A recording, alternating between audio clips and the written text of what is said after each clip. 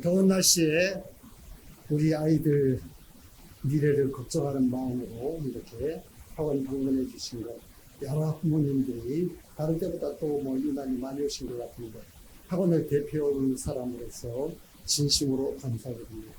다시 한번 정중하게 인사드리겠습니다. 반갑습니다. 원장입니다. 우리 학생들 지금 그 카메라 중계를 통해서 우리 지금 한 400명 정도 공부하는 학생들이 지금 이 강연을 시청을 하고 있습니다. 우리 학생들 유평 대비하고 시험 치느라고 고생 많았고, 우리 부모님들은 사실 좀 이렇게 아이들은, 공부하는 아이들은 이렇게 참 철이 없는 경우도 있는데, 우리 아이들 뒷받침하느라고 우리 부모님들 너무너무 고생 많으셨고, 제가 그것도 감사드립니다. 유평 설명회는 제가 보통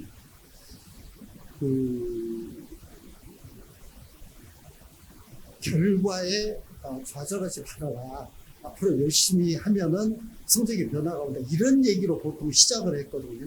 근데 올해는 전혀 다른 얘기를 해야 될 것 같습니다.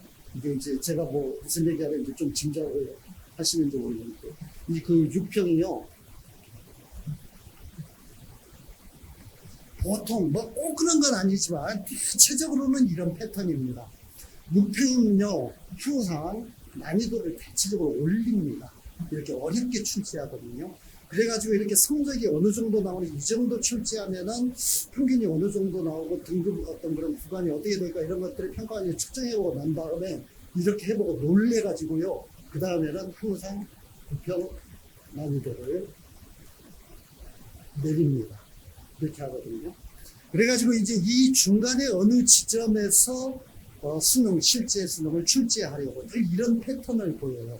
그런데 잘 아시는 것처럼, 그래서 제가 좀 전에 말씀드린 것처럼 유평 결과에 점수에 너무 좌절하지 말고 열심히 해라, 보통 이 얘기를 제가 주제로 많이 얘기를 하는데, 올해는 이게 이게 떨어져도 보통 떨어지는 게 아니라 정말 너무 쉬운 출제, 제가 이제 차근차근 말씀드리겠습니다만, 너무 이렇게 수준이 떨어져가지고, 그래서 물론 이제 아무리 문제가 쉬워도 만족한 점수를 얻지 못하는 어떤 그런 학생들도 있기는 있겠습니다만, 상당수의 우리 학원 학생들도 그렇고 여기 계신 부모님들도 이 정도면 됐다 이렇게 생각하실지 모르겠어요. 그러니까 이거 다른 때하고 조금 다른 현상인데, 이게 또 가지는 위험성이 상당한 겁니다. 그래서 일단 제가 드릴 말씀은, 이 유평에 지금 얻은 성적에 대해서 자만하거나 이 정도면 된다, 안주하거나 이렇게 계속 할 거야, 이렇게 생각하면 아주 큰 코 다칠 수 있다. 굉장히 지금은 많은 시간이 남아있고 변화가 많이 예상된다는 거, 이거를 먼저 아주 특히 학생들 아주 마음에 새겨야 될 것 같고요. 제가 이번 유평에 대해서 그냥 지금 1시간 이상을 고려는 또 사탕 만들고 그래서 얘기해야 될 게 많이 있을 것 같은데, 일단 유평 보고 난 다음에 요것만 먼저 말씀을 좀 드릴게요. 주의사항. 이 유평을 보고 난 다음에 주의해야 될 사항에 대해서, 먼저 이 6평의 난이도는 절대로 그냥 가지 않는다. 앞으로 9평이나 특히 실제 수능에서는 달라질 수 있다. 난이도 상승의 가능성이 크다.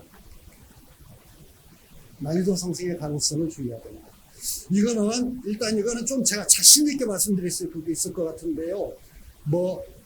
우리가 그냥 물수능, 불수능 이런 얘기를 많이 하는데, 불수능이 등장할 것 같지는 않아요. 이건 확실하게 예측이 됩니다. 왜냐하면 킬러 문항을 배제하고 난 다음에요, 우리 윤석열 대통령이 여러 가지 어떤 그런 공과가 있습니다만, 하여튼 킬러 문항을 우리 어떤 아이들에게서 시험 보지 않도록 배제하는 건 상당히 잘하는 일 중에 하나라고 나는 생각하는데, 그 킬러 문항을 배제하고 난 다음에 아주 보편적으로, 제가 좀 이따 이거 다시 정리해 드릴 거예요. 그런데 기본적인 학력을 충실하게 점검하려는 그런 문제, 이런 것들을 중심으로 많이 출제를 하고 있어요. 그러니까 아주 고난도의 어려운 수능이라든가 이런 건 없어질 거예요.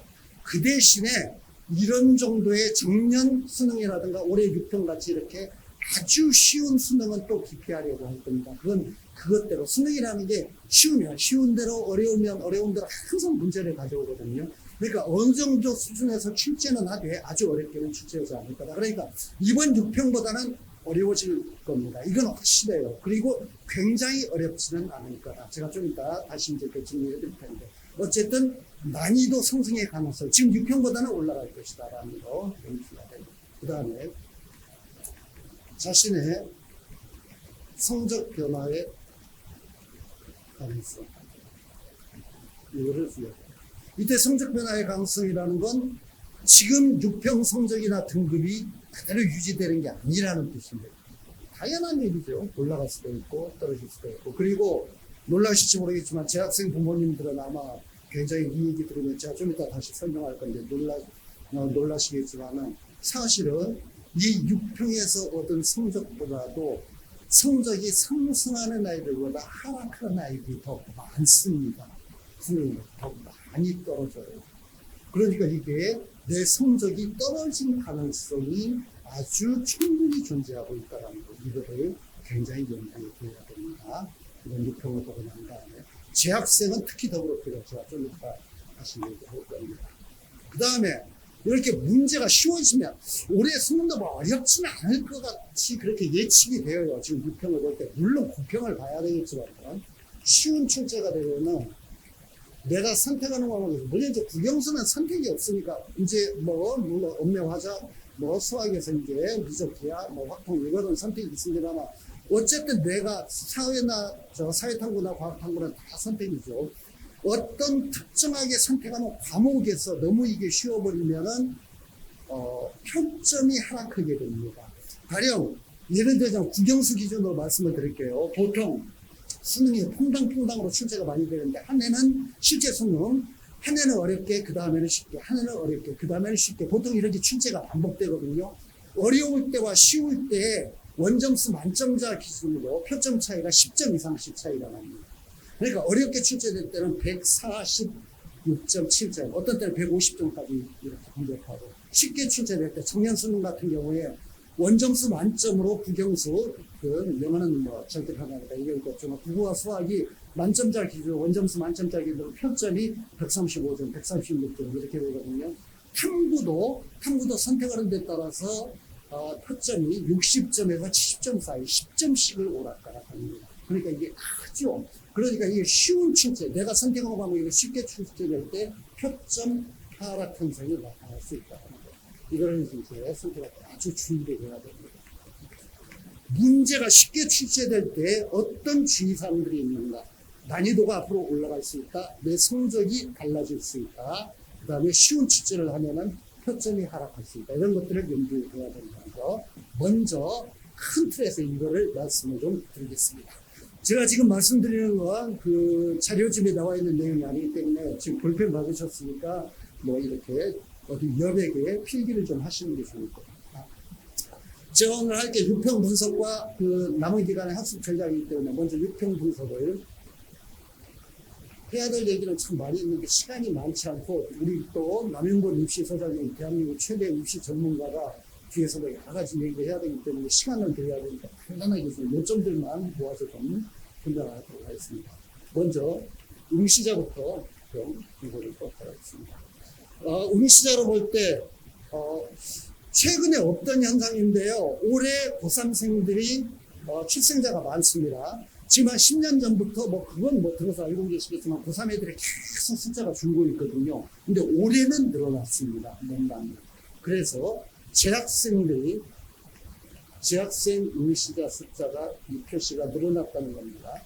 늘어났고요. 한 3만 명 정도. 그건 자료집에 나와 있습니다. 이 숫자가 얼마나 늘었냐 이런 건 중요한 거 아닌데요. 어쨌든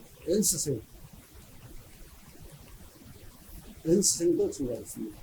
N수생은 1,100명인가 1,200명 정도 그 정도 돼요. 그것도 나와 있어요. 1,200명이네요. 1,200명 정도.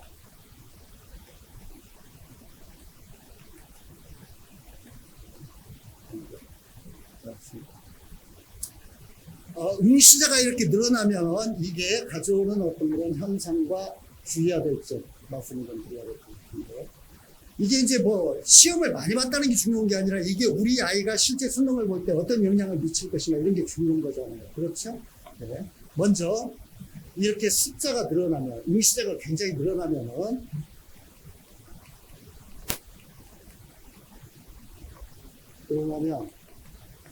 전체 응시자 숫자가 정년과 기준을 해서 얘기할게요. 전체 모집단이 커지잖아요. 사이즈가 커지잖아요. 그렇죠? 사이즈가 커지죠. 사각형이 커지죠. 응시자가 늘어난다는 겁니다. 이게 전년도고 이게 올해입니다. 이게 25년 입시고 이게 26년 입시입니다.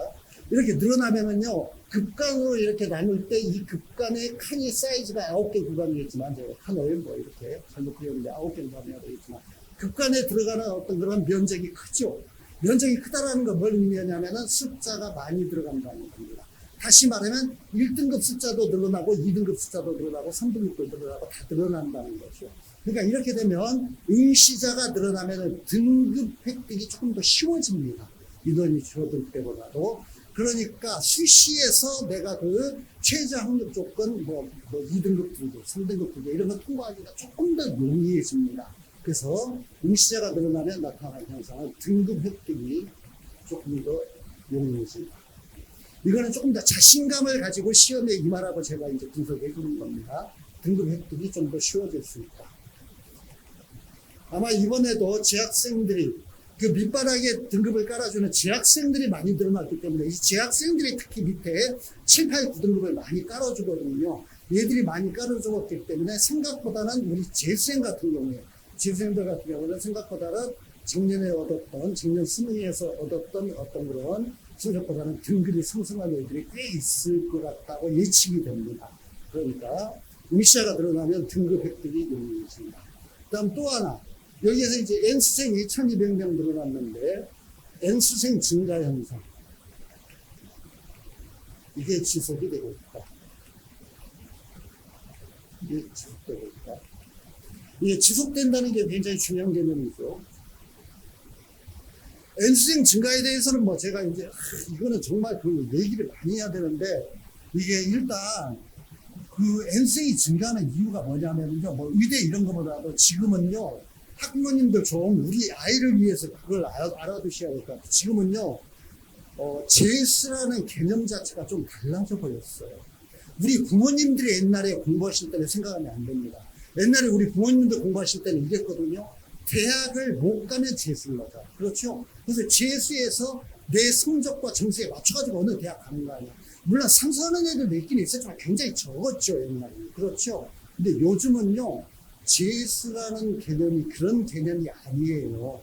그러니까 대학을 못 가가지고 재수하고 삼수하는 이런 개념이 아니라 내가 어떤 인생의 목표를 세워, 라이프 플랜. 그러니까 내가 교사가 되겠다, 뭐 의사가 되겠다, 약사가 되겠다, 뭐 컴퓨터 프로그래머가 되겠다, 반도체 전문가가 되겠다, 이런 목표를 세우잖아. 그러면은 그걸 위해서 내가 어느 대학에 무슨 과 정도는 가야 되겠다, 이런 목표를 세우면 시간별로 신경 안 써.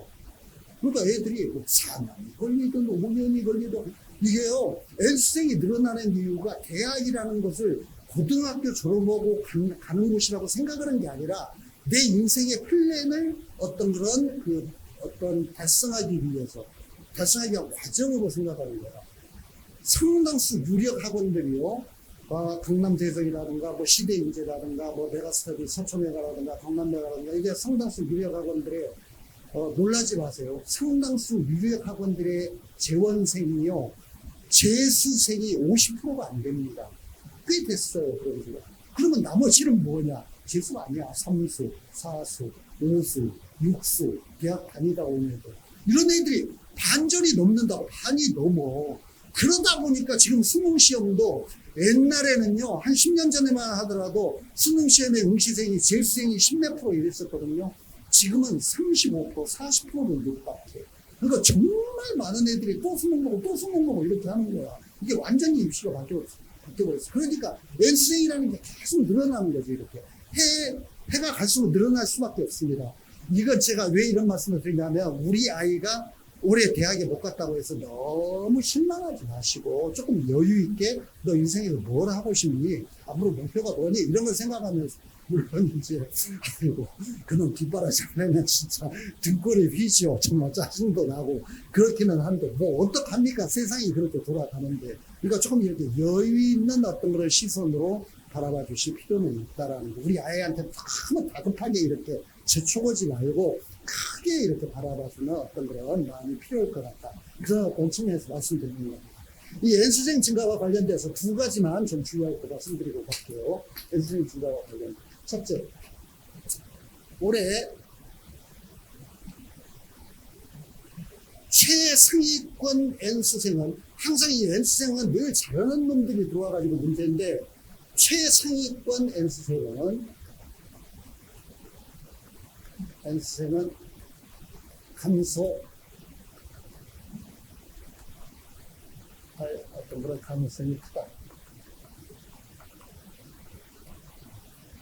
왜냐하면 이거 N수생 중에 최상위권, 그 N수생 중에서도 가장 높은 그 어떤 구역을 차지하는 애들이 주로 의대 지원하는 애들이거든요. 서울대 스카이 다니다가 의대 가려고 다시 이렇게 시험 보는 애들이 많은데 얘들 상당 부분의 인원이 작년에 빠져버렸어. 잘 아시는 것처럼 작년에 의대 지원 때문에 한 1,500명 정도가 빠졌거든요. 그러니까 1,500명이 빠졌기 때문에 그 인원을 피해서 상당 부분 최상위권 N수생이 소화가 돼가지고 올해는 의대를 가려고 하는 최상위권은 좀 이건 확실히 줄어드는 거죠. 그런 의미에서는 약간 좀 그 최상위권 경쟁은 조금 줄어들었다. 이렇게 좀 예측을 해볼 수가 있습니다. 최상위권 N수생은 감소할 가능성이 있다. 그 다음에 이 N수생 증가가 가져오는 게 아까 제가 재학생 그 얘기 하다 말았는데 이건 재학생에게 해당하는 얘기입니다. 재학생은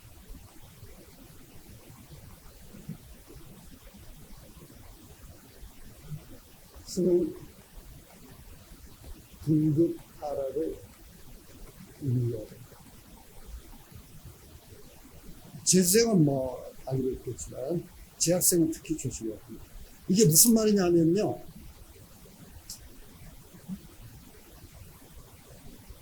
뭐 6평도 똑같지만 그냥 9평으로 하겠습니다.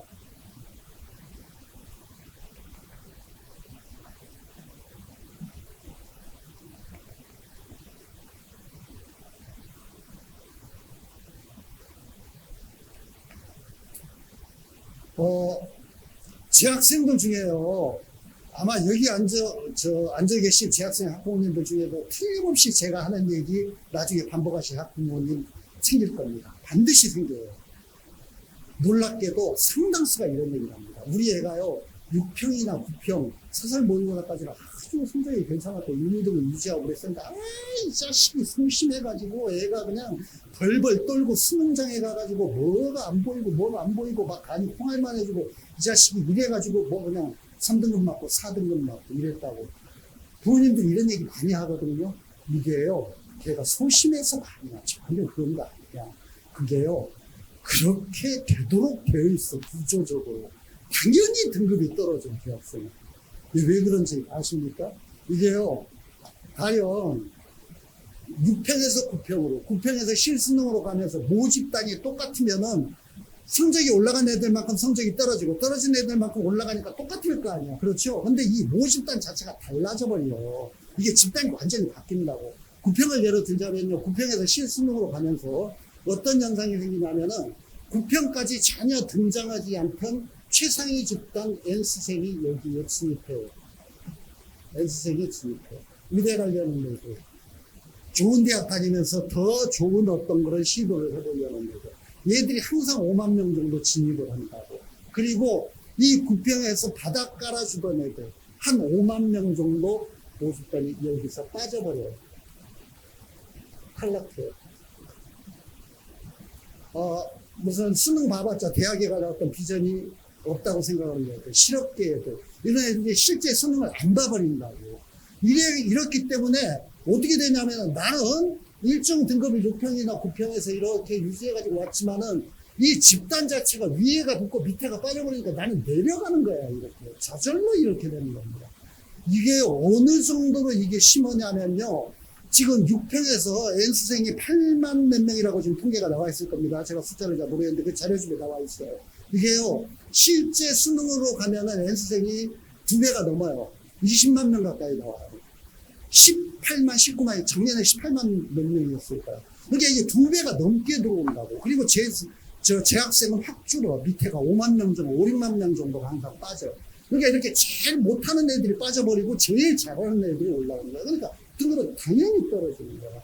그러니까 재학생들은 이번에 받은 등급, 9평에서 받은 등급이 내가 유지된다고 생각하면 큰 착각입니다. 떨어지는 애들이 훨씬 더 많다는 거예요, 성적이.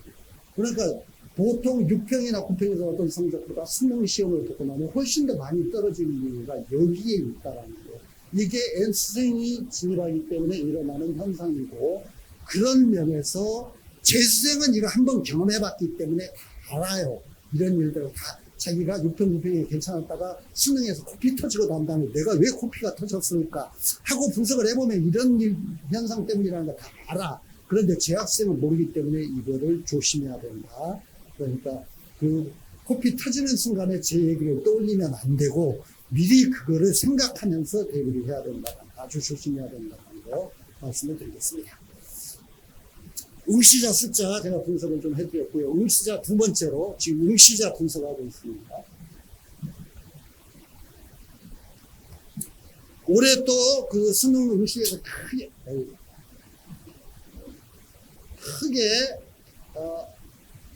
나타난 올해 입시에서 굉장히 주목해야 되는 현상 중에 하나가 사탐 응시자가 과탐 응시자보다 엄청나게 늘어났다는 것입니다. 소위 말하는 사탐론 현상이 가속화죠. 이게 또 올해 입시에 여러 가지 영향을 미칠 것 같은데요. 사탐론 현상. 통계 수치는 뒤에서 봐주시고요. 크게 보자면 한 60% 대 40%.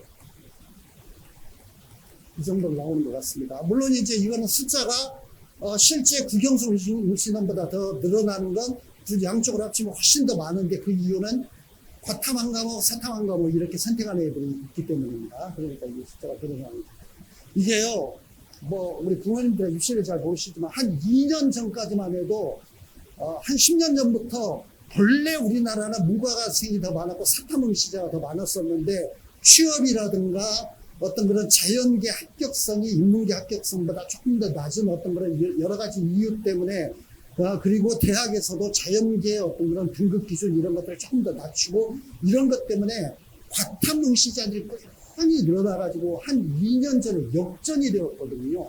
2년 전에는 과탐 응시자가 더 많았어. 드디어 그게 역전을 시켰다고. 그런데 이게 교차 지원을 가능하게 만들면서 사회탐구를 보고도 자연계열 지원을 할 수 있다. 수학 확통을 보고도 문과 수학을 공부하고도 자연계열 응시가 가능하다. 이렇게 물꼬를 터져버리니까 애들이 어려운 과탐 공부하는 것보다는 사탐이 훨씬 나아 그러면서 사탐으로 도망가는 애들이 엄청나게 많아져 버렸어. 이래가지고 그냥 작년에 그런 현상이 아주 사탐론이라고 해서 굉장히 두드러졌고 올해는 더 많이 나타나고 있습니다. 이게 입시에 상당한 영향을 미치게 될 것 같아요. 이거를 신경을 좀 써야 되고 일단요 여기에서는 말씀드릴 게 여러 가지가 있는데 올해 통계가 아직 나오지 않았지만 작년 통계로 보자면은 자연계에서 과탐을 봐야 되는데 사탐으로 도망가는 얘들을 분석을 해보면 주로 약간 좀 그래도 성적이 안 나오는 애들이 도망가겠지. 그렇죠. 왜냐하면 내가 과탐 봐가지고 1, 2등급 나오는데 도망갈 이유가 없잖아. 안 나오는 애들이 도망갈 거 아니야. 그래서 대체적으로 과탐에 한 3, 4등급 이하, 4등급이라고 할게요. 4등급 이하. 학생들의 사탐론이 두드러집니다. 올해도 아마 이렇게 될 겁니다. 4등급 이하 학생들의 사탐론이 두드러. 내가 과탐 아무리 공부해봤자 이게 5등급, 6등급밖에 안 나온다. 맥시멈 4등급밖에 안 나온다. 그러면 에이 사회탐구로 바꿀 거야. 암기 과목이 성격이 다 강하니까 열심히 외울 거야. 이래가지고 도망을 한다고. 그래가지고 이게 자꾸 가속화되고 있는데 이게 어떤 문제를 가져오느냐 한번 보겠습니다. 이게 사탐이고 이게 과탐이거든요. 그런데요 이 과탐에서 일정 등급 이하, 한 3, 4등급 이하, 이쪽 애들이 자꾸 이쪽으로 도망간다고. 이쪽으로 도망가. 알았죠? 사탐런이라고 도망을 간다고. 그럼 어떻게 돼요? 여기가 하방이 무너지잖아. 다시 말하면 밑에가 빠지는 거 아니야. 그렇죠? 자꾸 이렇게 밑에가 빠지면 어떻게 됩니까? 밑에를 받쳐주던 애들이 도망가니까 여기에 있던 애들이 저절로 흘러내리는 거야. 무슨 말인지 알겠죠? 가만히 있어도 밑으로 떨어진 거 아니야. 밑에 받쳐주는 애들이 없으니까 등급도 떨어지고 백분위도 떨어집니다. 등급과 백분위가. 그래서 이게 이 현상이 가져오는 사탐단 현상이 가져오는 아주 중요한 문제 중에 하나가 과탐응시자는 올해의 얘기입니다. 과탐응시자는 등급 및 백분위가 하락할 가능성이 크다.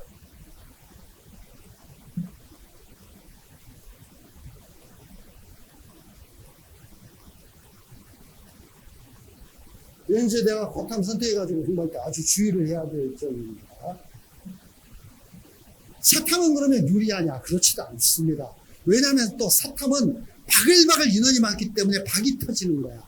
이게 박이 터지면, 물론 이게 등급은 등급당 인원이 많으니까 조금 이렇게 획득하는 게 쉬울 수도 있지만은 이런 것들을 방지하기 위해서 문제를 좀 어렵게 출제할 거야. 이게 너무 쉬워가지고 이게 난이도 조절하는 이런 실패하면 큰 문제가 일어나기 때문에. 그래서 작년에 생이운을 너무 어렵게 출제해서 큰 문제가 됐었는데 올해 6평에서요. 제가 좀 이따 이거는 안 적을 거예요. 좀 이따 다시 말씀드릴 건데 올해 6평에서 큰 특징 중에 하나가 사회탐구의 주요 과목들, 생윤이라든가 윤사라든가 사회문화는 뭐 별로 어렵지 않았습니다만 사회문화도 어려울 가능성은 있어. 3개가 주력 과목이기 때문에. 그러니까 윤사라든가 생윤이라든가 이런 것들이 상당히 어려웠어. 이번 6평에서도 쉽게 출제한다고 쉽게 출제되는 어떤 그런 흐름 속에서도 사회탐구의 주요 과목은 어렵게 출제되었어.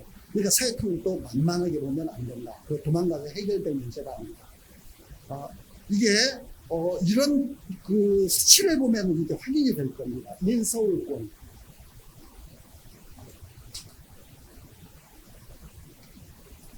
고3이나 재수생 학부모님들이니까 인서울이란 말은 아시죠? 인서울이 서울 소재의 대학을 말하는 게 아니죠. 인서울이라는 건 무슨 대학 하면은 뭐 이렇게 그 고개를 끄덕이는 그런 대학을 말하는 거죠. 스카이, 서성하니, 중경외시, 동건, 홍수까지입니다. 제가 뭐 말하는지 아시죠? 안 써도 되죠.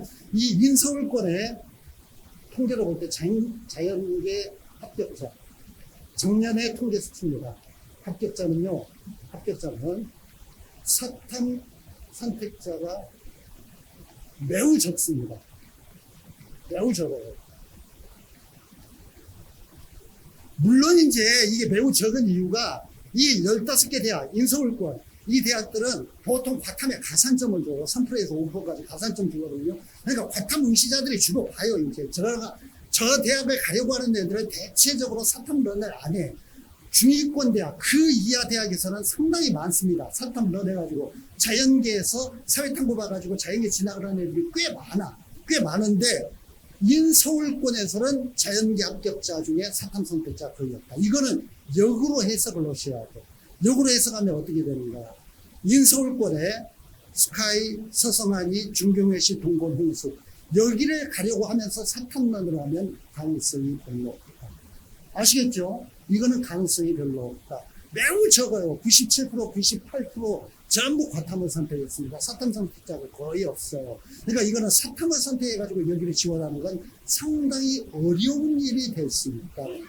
조심해야 된다는 거, 이런 말씀 드리겠고. 그 다음에 그 사탐과 관련되어가지고 작년에는요, 6평을 보고 난 다음에 특히 재학생들 중에 그런 애들이 많았는데, 사탐런자가 많았는데, 올해는 재학생이든 재수생이든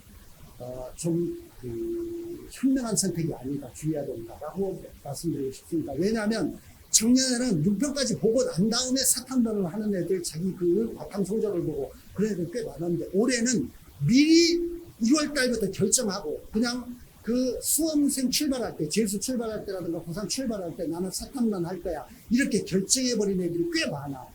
걔들은 지금 저 6평 볼 때까지 5, 6개월을 이미 사탐 공부를 했어. 근데 내가 지금 과탐에서 사탐 바꿔가지고 공부를 한다는 걔들보다 스타트 라인을 저 뒤에서 출발합니다. 쟤들은 저 앞에서 뛰고 있는 거예요.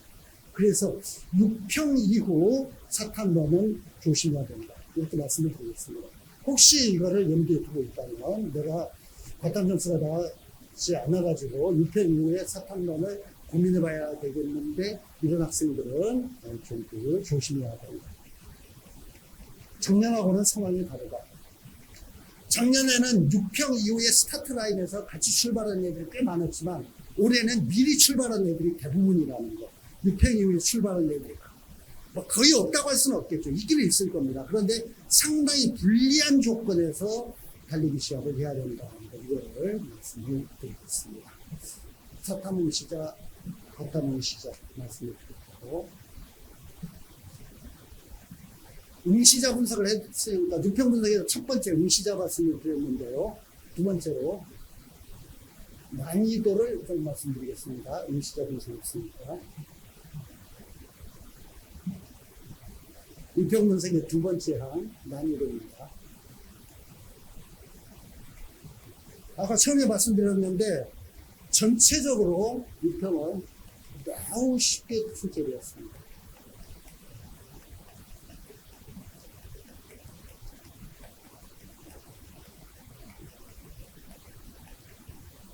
제가 각 기관에 여러 사교육 기관들의 그 원점수 기준 1컷, 1등급 컷을 제가 이렇게 조사를 해가지고 왔는데 그거 뭐 보셔봐야 머리만 아프잖아. 그렇죠? 뭐 90 몇 점이 어떻고 뭐가 어떻고 이런 거 그냥 봐야 뭐 그냥 뭐 뭔지도 모르겠고 머리만 아프잖아. 그런 거 보실 필요 없어. 중요한 것도 아니야. 그냥 어쨌든 쉽게 출제되었다 이렇게 생각하시면 돼요. 전체적으로 매우 쉬웠다. 특징만 몇 가지 말씀드릴게요.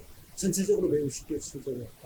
일단 수학이 국어에서는 화자기든 엄매든 작년 수능이 굉장히 쉬웠거든요. 작년 수능이 내가 좀 창피하긴 한데 작년에 6평 설명회와 9평 설명회를 할 때 적정 난이도 유지될 거다. 수능 절대 쉽지 않을 거다. 제가 계속 이렇게 얘기했거든요. 그런데 굉장히 쉽게 출제되었어. 물수능이 되어가지고 내가 아주 그래도 전문가라고 이렇게 얘기하면 상당히 망신을 당했는데 작년에 꽤 쉬웠는데 작년 수능보다 이번 6평이 더 쉬웠어. 대부분의 과목에. 엄매도 쉽고 하자. 그러니까 얼마나 쉬웠는지 알겠죠. 작년에 수능이 역대급 무수능이라고 했거든요. 최근 몇 년 동안에. 그런데 그보다 더 쉽게 출제되었다. 몇 가지 특징을 보자면 매우 쉽게 출제는 되었는데 수학의 미적, 이과 수학이고 수학 미적만 작년 수능보다 약간 어려웠다. 1컷이 한 2점 정도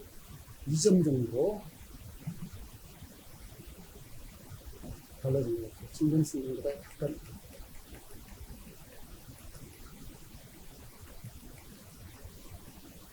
다른 것들 뭐 국어라든가 수학의 확통이라든가 기하 이런 것들은 다 쉽게 출제되었고요. 미적만 약간 어렵고 조금 이것도 뭐 많이 어렵지는 않았어요. 약간 어렵게 출제되었고 영어는 출제 미스했어요. 영어는 출제 미스라고 하면 평가원이 화내겠지만 비정상적으로 쉬웠습니다.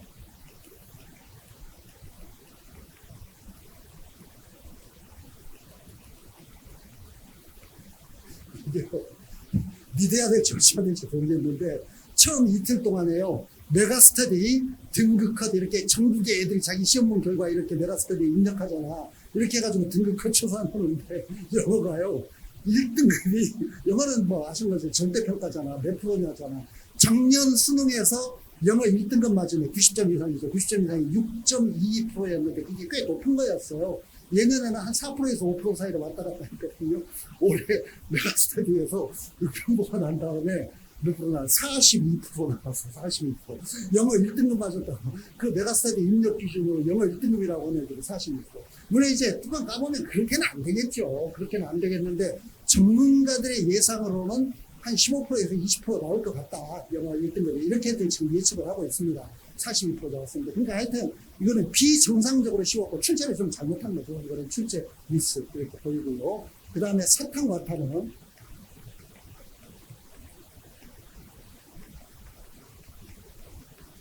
과탐에서 생물원이라든가 지하원, 그 다음에 사탐에서 아까 말씀드렸는데 생균이라든가 윤사 이런 것들 적정 난이도를 아주 충실하게 잘 유지했습니다.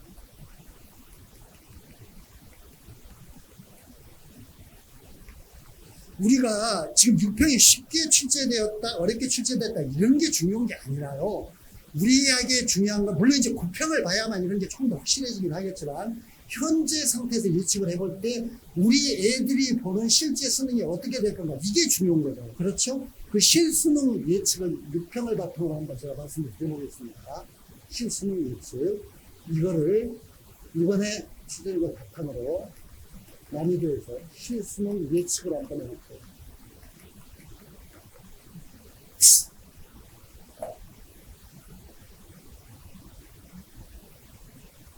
제가 아까 말씀드린 거 실수능 예측에는 몇 가지 정리를 해보겠습니다. 작년 수능부터 이번 6평까지 이어지는 평가원 출제의 원칙이 있습니다.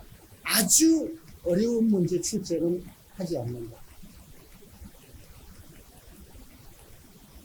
출제는 지향이 아니라 지향한다. 그러면 어떻게 하냐? 기본 학력을 충실하게 점검하는 문제.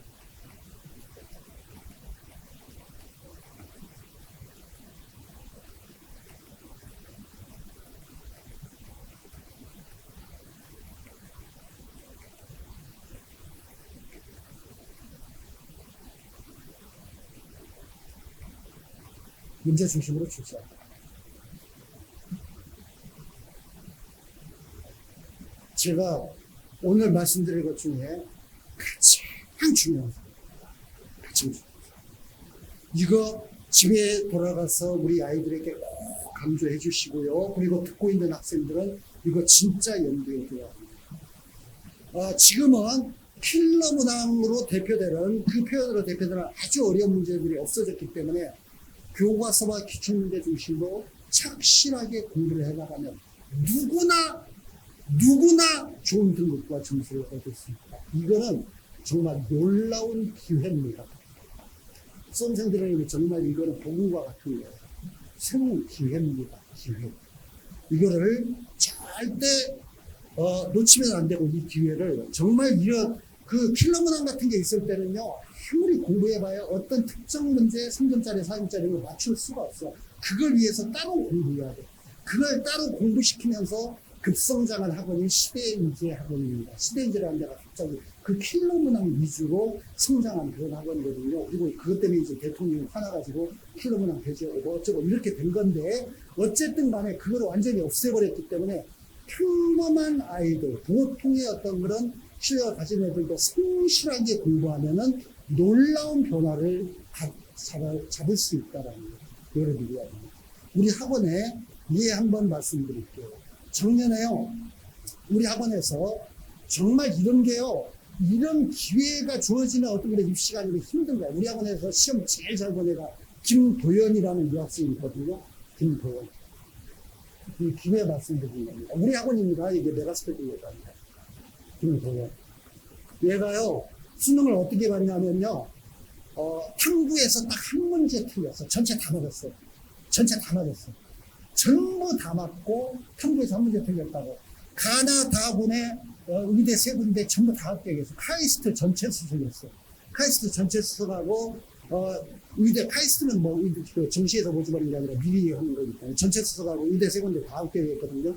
뭐 거의 만점이죠. 수능 만점자가 어딨을 때 딱 하나 틀렸으니까. 얘가요, 고3 때 수능 성적이 어땠었냐면은, 보세요. 1, 3, 1, 5, 2등급이었어. 얘가 고3 때 재수하기 전에.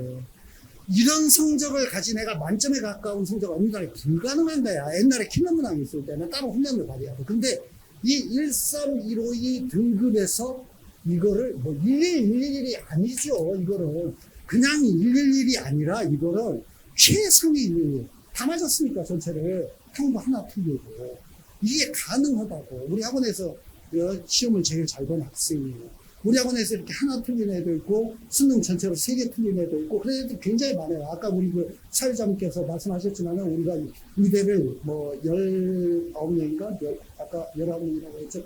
그렇게 보냈습니다. 그 이유가 뭐냐면요, 이렇게 기본 학력을 충실하게 점검하는 문제 중심으로 출제를 하기 때문에, 옛날하고 패턴이 달라졌기 때문에. 그러니까 우리 애들도 이번에 성적 많이 올린 애들 꽤 많습니다만, 내가 우리 그 담임 선생님한테 오늘 무슨 서류 결제하면서 보고받은 또 너무 올란다고 학원 관두는 녀석들이 있더라고.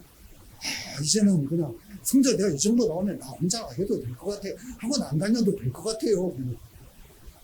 그대로 안 갑니다. 달라집니다. 제가 아까 처음에 얘기했잖아요.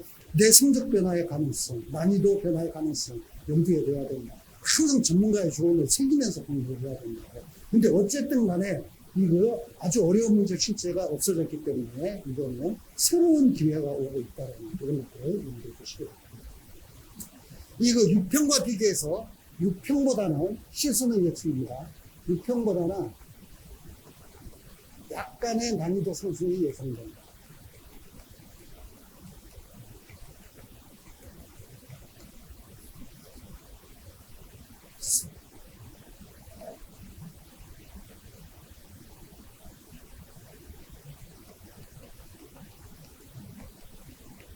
아까 말씀드렸는데 특히 사탐의 주요 과목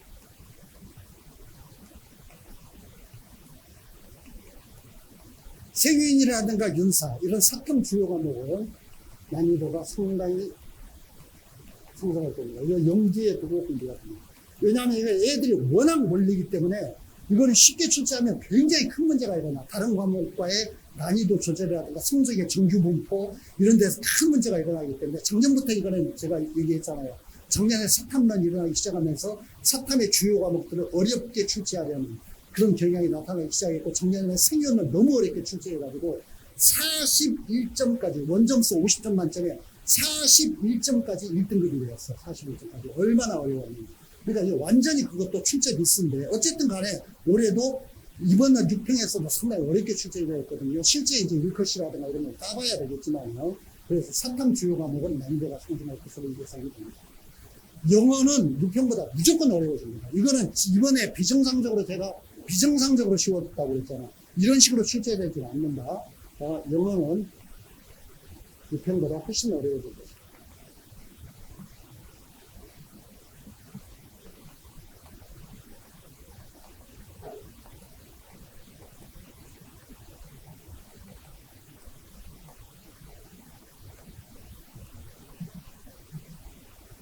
육평 분석에서 1 응시자 이 난이도까지 말씀드렸고요. 세 번째 육평 분석에 EBS 연계 말씀 좀 드리겠습니다. 어떤 그동안의 수능이라든가 평가원 모의고사보다도 이번에 EBS 연계율은 충실하게 잘 지켜진 것 같습니다. 이 정신은 그러니까 기본적인 문제를 잘 출제하겠다는 충실하게 학력을 점검하겠다는 그 의도 속에는 EBS 교재를 가지고 잘 공부했는가 이런 것들을 점검하겠다는 의도도 있는 것 같아요. 그래서 EBS 연계는 전체적으로 연계율 50%가 아주 충실하게 지켜졌다. 그러니까 이거는 뭐 역으로 얘기를 하자면 좀 이따 이건 다시 얘기할 거예요. 제가 워낙 중요하기 때문에 EBS 교재에 수능 특강, 수능 완성 확실하게 보고 또 보고 보고 또 보고 공부해야 됩니다. 연계율 확실하게 지켜졌다.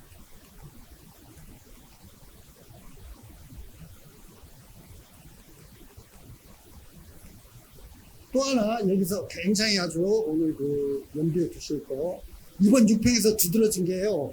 EBS 연계율이 가장 높았던 게 국어의 독서 부분입니다.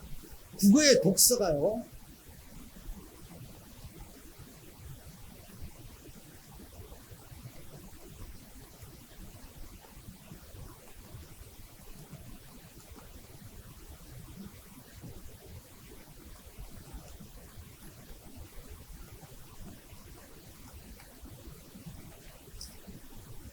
이번에 그 독서라는 말이 우리 학부모님들한테는 이제 그 낯설게 느껴질 텐데 이게 비문학이라고 하는 겁니다. 그러니까 문학 작품 말고 국어에서 그 아주 옛날 용어로는 뭐 이제 논설문, 설명문 이러는 거고 이제 정치, 경제, 문화, 사회, 예술, 과학 이런 데 어떤 그런 그 어려운 지문들 이런 것들을 가지고 문제 출제하는 건데 이게 국어의 독서라는 게 원래 굉장히 어려워요. 문학에 비해서 정답률이 훨씬 더 떨어져. 독서는 원래 굉장히 어려워. 킬러 문항에서 주로 관련된 게 독서 지문이었어. 독서에서 경제라든가 과학이라든가 이런 거 이런 것들 가지고 양자 이론이 어떻고 경제에 어떤 그런 무슨 어떤 그런 최신 어떤 경제학 이론이 어떤 이런 거 가지고 출제하면 선생님들도 사실은 강의하시는 선생님들도 지문의 내용이 뭔지를 잘 모르는 경우가 굉장히 많았어요. 이거를 탈피하기 위해서 벗어나기 위해서 이 독서가 본래 아주 어려운 부분이거든요. 이거를 이번 6평에서 EBS 연계를 굉장히 많이 시켰고 제 생각에는 이거는 정답률이 굉장히 떨어지는 어떤 그런 부분이기 때문에 이거를 학생들에게 뭔가 보완해주기 위해서 EBS 연계율을 끌어올리려는 의도가 있는 것 같고 지켜질 것 같아요. 이번에 한 75%에서 80% 정도 75%에서 80%라는 건 뭐냐면 거의 모든 독서 지문이 EBS 연계에서 다 나옵니다. 그대로 나왔어요. 그 지문 그대로 나왔는데 이거 수능에서도 그대로 갈 것 같아요. 그러니까 이 그 국어의 독서 영역은 특히 그거는 아주 염두에 두고 공부를 해야 되는 것이고 집중적으로 공부해야 되는 것이고 그런 말씀 드리겠습니다. 이거는 아주 독서 영역의 반영률이 아주 높고 이거는 유지 가능성 크다. 유지 가능성이 높다. 이렇게 말씀드리겠습니다. 6평 분석에 대해서 제가 그 응시자 그리고 난이도 EBS 연계 크게 몇 가지 말씀을 드렸고요. 이제 나머지 기간에 남은 기간 동안에 공부를 어떻게 해야 될 것인가 자녀 기간의 학습 전략에 대해서 몇 가지 말씀드리겠습니다.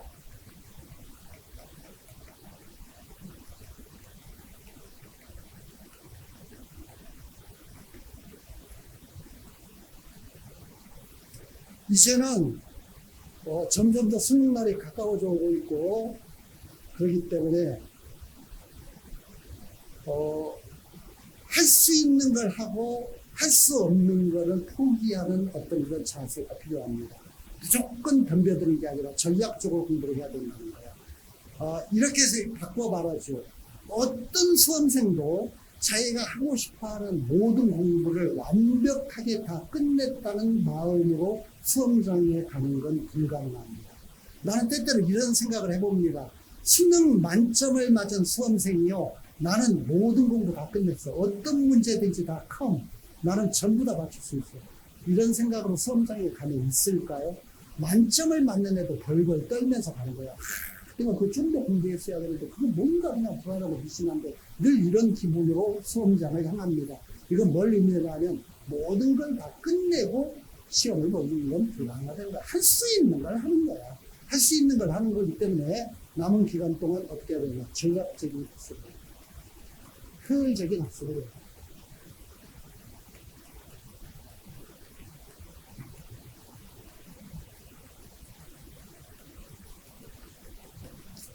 전략적이고 효율적인 학습의 구체적인 내용에 대해서 몇 가지 말씀을 좀 드리겠습니다. 먼저 똑같은 시간을 공부해도 점수가 더 많이 올라간다. 등급이 더 많이 올라간다. 이런 것들이 일단 공부를 해야 되는 거죠. 그렇죠? 점수 상승 가능성이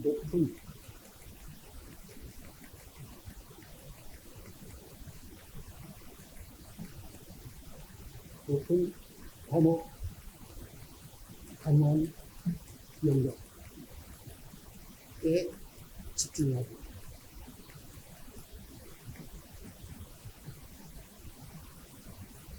모두에게 적용되는 건 아닙니다. 괜찮은 게 다 있기 때문에 일반론으로 말씀드리겠습니다.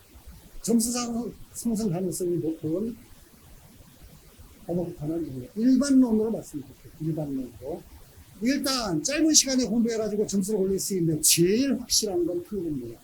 탐구는 보통 국영수에 비해서 한 과목의 학습량이 5분의 1밖에 안 되기 때문에 단기간에 집중해서 공부하면 성적을 팍 올릴 수 있어요. 그러니까 탐구는 무조건 전략과는 돼요. 탐구는. 그리고 그 수시에서 등급 맞추기 위해서도 그러니까 탐구는 뭐 집중적으로 공부해요. 그 다음에 영어 듣기. 조금만 들어가면 아주 기본 문제들이기 때문에 이거는 금방 그 성적을 조금만 노력하면 다 맞출 수 있습니다. 이거 절대 놓치면 안 돼요. 국어는 내년에는 제가 국어에서 문학은 지문이 확정되어 있기 때문에 공부하면 확률이 높다라고 얘기를 했는데 올해는 국어 독서라고 쓰겠습니다. 독서는 그 지문과 문제 유형이 EBS에서 그대로 옮겨오는 어떤 형태로 출제가 될 거기 때문에 국어 독서 확실하게 공부해야 된다고 말씀드리겠습니다. 그 다음에 수학의 기본 계산 문제. 어려운 문제 말고 아주 기본적인 계산 문제들.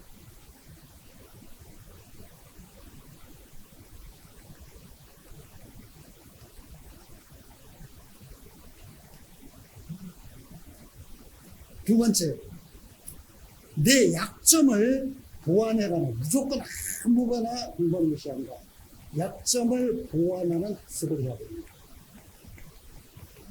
약점 보완 학습도 여러 가지 방식이 있고, 제가 구평에 가면은 이거를 어떻게 할 건지 조금 더 구체적으로 해야 할 텐데, 지금은 이렇게 말씀드리겠습니다.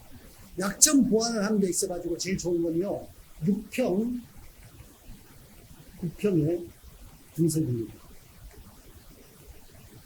9평은 아직 보지 않았지만, 기출문제를 해가지고 이런 걸 해도 될 텐데, 6평이나 9평 혹은 기출문제, 이런 것들은 기존의 수능 출제, 기존의 어떤 그런 평가원 모의고사, 이런 것들 가지고 구성하고 난 다음에 뭘 해야 되냐면은, 정답률이 굉장히 높은데, 정답률이 50%, 60% 가까이 되는데, 말하자면 많은 애들이 맞추는 거야. 근데 나는 틀려. 이거는 내가 뭔가 문제가 있다는 거지. 내가 노력하면 맞출 수 있는 상당수의 애들이 맞추는 건데, 정답률이 아주 10%, 20% 이렇게 떨어지면은 그거는 뭐 어차피 노력해도 좀 어려울 수 있어. 근데 정답률이 높은데 내가 틀렸다. 이거는 뭔가 문제가 있는 거잖아. 그거를 잘 들여다봐야 된다고. 정답률이 높은데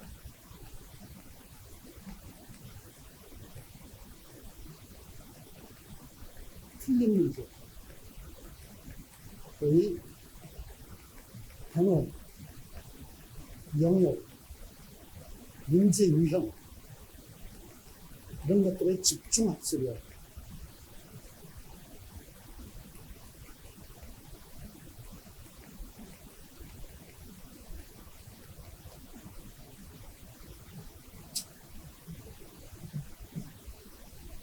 약점을 보완해가는 어떤 형태로 공부를 해나가야 된다고 봅니다.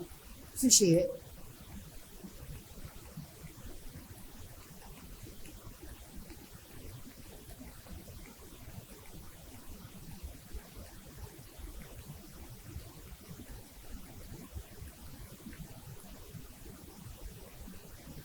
최저학력 조건 관련 과목의 학습 비중을 올려야 된다. 이거는 뭐 우리 그 재생들이 너무 잘 알고 있는 거고, 재학생들도 이거는 신경을 쓰고 있을 텐데요. 수시에서요, 최저학력 조건을 통과하는 애들이 보통 일반적인 경우에 30%가 채 못 됩니다.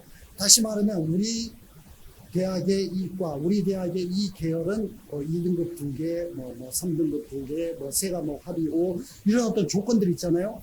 이런 조건을 통과해야만 내신이고 그 다음에 이렇게 경쟁이 가능한 거예요. 지금 학생부 교과 전형은 지금 대부분 다 이 수능 조건이 붙여져 있고요. 중학종이라든가 논술도 자꾸 이런 것들이 강화되는 추세거든요. 최근에.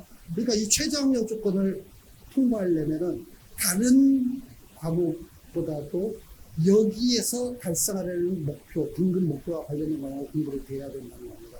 이렇게 설명드릴게요. 과목 간에 성적 차이가 많이 나는 것이 수시에서 지원할 때는 훨씬 더 유리하죠. 이게 무슨 말이냐면은, 국영수 탐구 기준으로 3.1 등급이 원점수라든가 백분위 표점이 동일하다고 우리가 가정할 때 2등급, 이거 8등급이잖아. 그렇지? 3.1이 8등급이잖아. 그렇죠? 백분위가 똑같다고 우리가 가정하자고. 그런데 이 오른쪽보다 왼쪽이 훨씬 더 유리하다고. 왜? 여기는 1등급 2개를 조건으로 하는 수시에 지원이 가능하죠. 그렇죠? 그러니까 이런 개념이야. 그러니까 다른 것도 똑같아요. 4.2가 3.3보다 합치면 전부 12등급이지만 이거보다는 2등급 2개를 조건으로 하는 수시에 지원이 가능하니까 훨씬 유리한 거죠. 그럼 어떻게 해야 되냐? 이 최저학력 조건 관련 과목은 훨씬 더 공부를 많이 해요. 아셨죠? 또 등급 관리를 위해서 영어 학습을 소홀히 하면 안 된다. 그냥 영어 이번에 1등급 나왔다. 그래서 제가 아까 얘기했잖아요.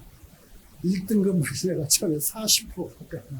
내가 가만 놔둬도 1등급 나온다. 천만의 말씀이야. 전혀 그렇게 되지 않아요. 그러니까 영어에서 1등급 받아가지고 뭔가 등급을 좀 조절하려고 하면 영어 학습을 소홀히 하면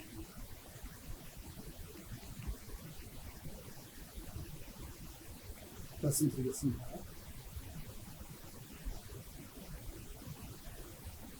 두 번째, 기본 학력을 지금 그 학습 전략 말씀드리고 있습니다.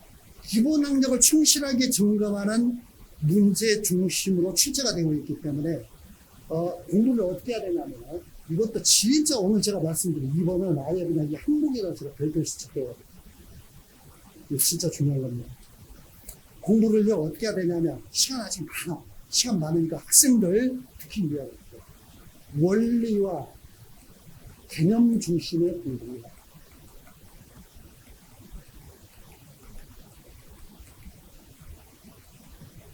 원리와 개념 중심으로 공부해요. 이거는 뭘 의미하느냐? 디테일로 들어가면 교과서와 기출문제풀이 중심으로. 뭘 하면 안 되냐? 이게 원리와 개념 중심으로 공부한다는 게 어떤 게 문제가 있느냐? 문제풀이 중심으로 공부하는 거예요. 아주 좋지 않습니다. 절대 안 돼요. 이렇게 하면 안 돼요. 의외로 애들이 문제풀이 공부를 많이 해요. 이렇게 하면 안 돼. 알았죠? 이건 신하셔야 합니다. 제가 가끔 애들이 이렇게 옆에서 공부하는 거 보면은요, 애들이 불안하잖아. 내가 도대체 성적이 어느 수준이나 될까? 얼마나 변화가 왔나? 내가 좀 그동안에 얼마나 성장했나? 측정해보고 싶으니까 자꾸 문제를 풀어.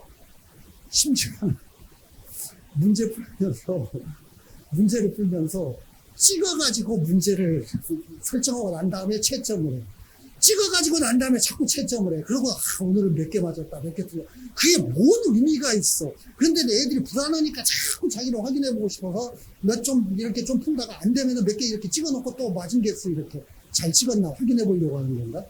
하여튼 그게 의미가 있는지 모르겠는데 이런 애들이 굉장히 많다고. 이렇게 공부하면 절대 안 됩니다. 그러니까 문제풀이가 아니라 그 문제와 관련된 원리, 근본 개념, 이걸 충실히 잘 들여다봐야 된다는 거. 그 다음에 아주 어려운 문제. 킬러그램을 쓰고 있거든요. 어차피 내가 못 푸는 건 딴 애들도 다 못 푼다. 이런 생각으로 제가 아까 얘기했잖아. 모든 공부를 다 할 수는 없다. 그러니까 아주 어려운 문제, 난도 높은 문제. 이런 것들 볼 필요 없어. 이런 거 공부할 시간에 기본적이고 쉬운 문제들 두세 개를 충실하게 더 맞추는 게 더 좋아요. 그리고 국회에서 제가 이제 공부를 하게 될 겁니다. 하여튼 원리와 개념 중심의 공부입니다. 세 번째. EBS 연계교재 충실하게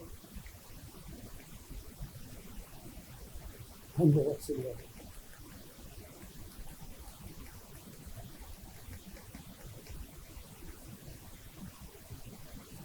이거는 제가 아까 특히 독서 중요하다고 말씀드렸습니다. 그래서 독서 중요하다.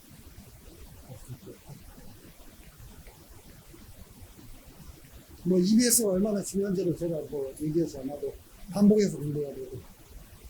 제가 설명할 때마다 우리 그 아이들에게 용기를 주기 위해서 자주 하는 얘기인데, 꽤 오래전입니다만, 우리 학원에서 재수를 해가지고, 메가스터디 강남원이 아니라요, 우리 학원에서 공부를 해가지고 수능 만점 받은 애가 있거든요.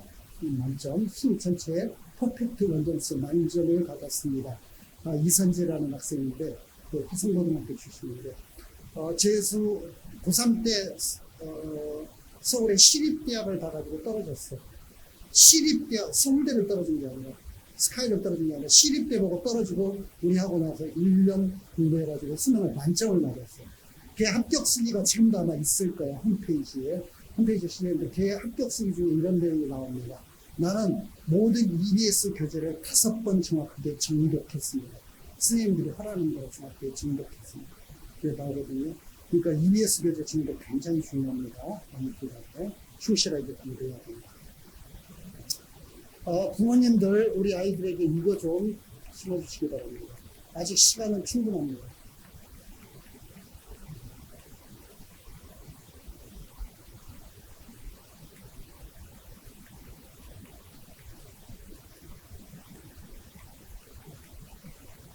차원이 꾸준하게.